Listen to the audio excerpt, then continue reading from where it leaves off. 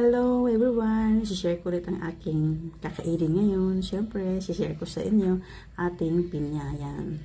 Pag ganitong mga oras na or patanghali na, pwede tayong kumain ng pinya. Pag busog ka na. After ka mabusog. Yung kinakain ko minsan, may mangga. Depende kung anong prutas na mabili ko. Yung pinya. Harap. At ilang slice lang naman kainin mo, pwede na. Namis na miss.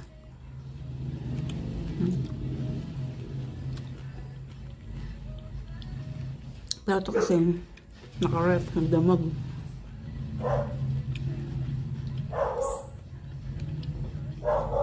Ang sarap ng pinya.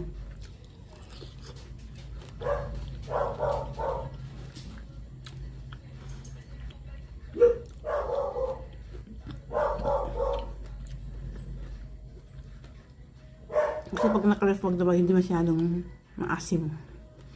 Pero maasim pa rin. Pero okay na. Kain tayo. Thank you for watching.